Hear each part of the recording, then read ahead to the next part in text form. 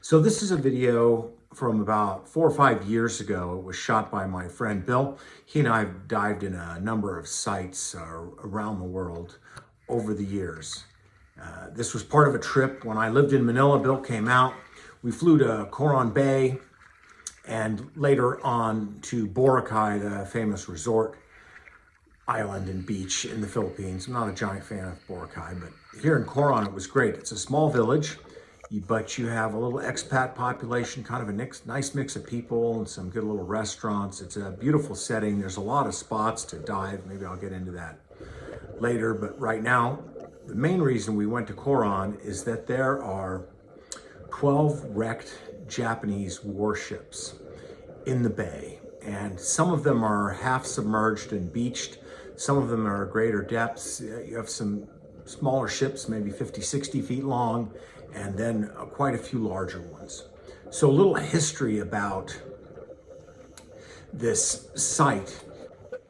The attack occurred September 24th, 1944. So that's about 78 years ago. There were 12 ships of the Imperial Japanese Navy, and these were mostly auxiliary and service ships, some armed. They were in Manila Bay, and the U.S. fast carrier task forces were approaching, and the Japanese steamed overnight on September 23rd out of Manila Bay into the bay at Coron, hoping to hide and place themselves out of range of these carrier groups. It turned out they were not out of range. While they were at extreme range, the ships were attacked by 120 planes, 24 of which were Helldivers, which is a carrier-borne attack plane, and the balance, the remaining 96 were Hellcat fighters, some of which were also equipped with bombs. They swooped in, and in a short attack, ultimately 12 ships were sunk. I believe it was the entire fleet that was there. So these ships, some are smaller, maybe 50, 60 feet, and some are partially above water. There's one that's up on the beach that got beached as it was under attack. There's larger ones that are greater depth. And so we did some dives there because they're pretty accessible. They're pretty impressive ships.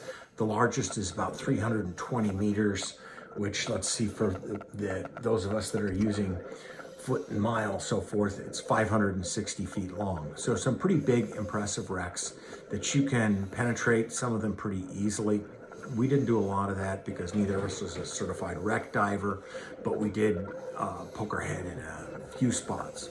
So it was just a fantastic sight. Finally, that fleet of planes was under the command of Admiral Michener, one of the famous Pacific War admirals for the U.S., and the planes, at least some of the planes, came off the Lexington. So if you get a chance, it's a fantastic site to visit. Really enjoyed it. The history of wrecks is moving when you're there and you imagine what happened on that day.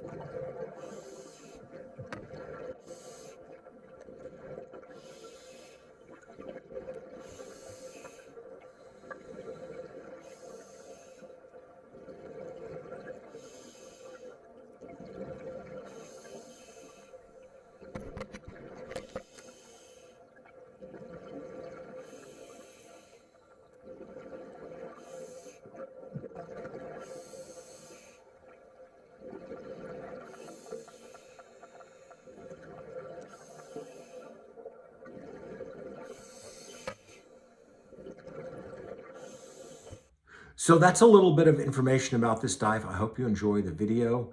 It's really a fantastic site if you get a chance to go out there. Very worthwhile. There's some other interesting sites, Barracuda Lake and so forth. We did a whole series of dives out there. Anyway, enjoy the video. Thanks. Like and subscribe, please. Have a great day. Bye.